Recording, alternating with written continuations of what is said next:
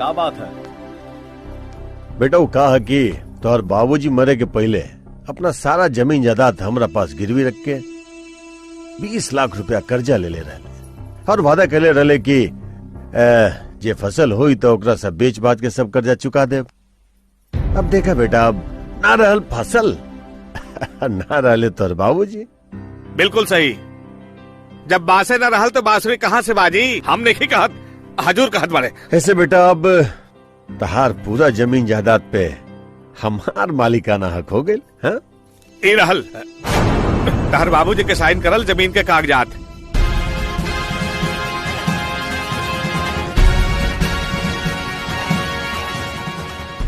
हमके मालूम बा कि हमारा बाबूजी के कर्जा लेवे के कोनो जरूरत ना रहे, काहे कि अक्सर उनसे बातचीत होत रहे।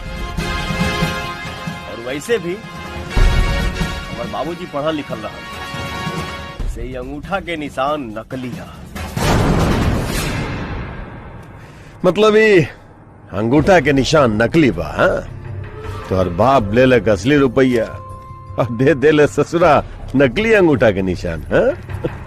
हजूर बूझ ली कि इनकर बाबूजी अंगूठा के निशान ना दे गईले, बल्कि जाते जाते रहुआ के अंगूठा दिखा गईले। हाँ।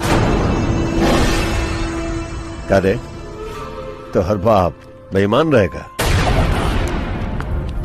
एकरा आगे अगर एक शब्द भी हमारा बाबूजी के बारे में बोल ले तो ऐसा हाल करब कि न उठ पाइबे न बैठ पाइबे। अरे देखर क्या बारे, मार के कर दे ससुरा के।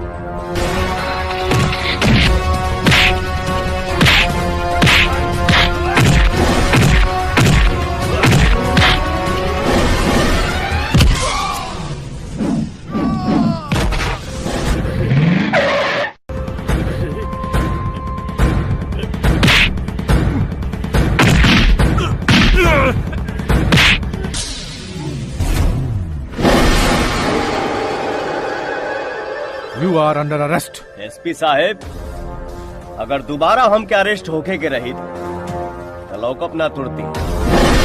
एक गोली, बस एक गोली मारे ना तो ये दुनिया से तो नामो निशान मिट जाए।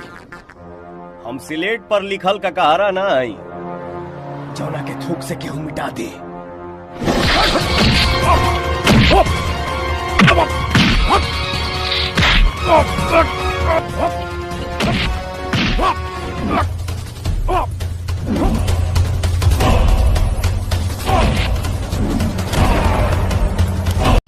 नमस्कार, अगर आप लोगों को ये वीडियो पसंद आया हो तो इसे लाइक, कमेंट और शेयर कीजिए और हमारे चैनल को सब्सक्राइब कीजिए और बेल आइकन को जरूर प्रेस कीजिए।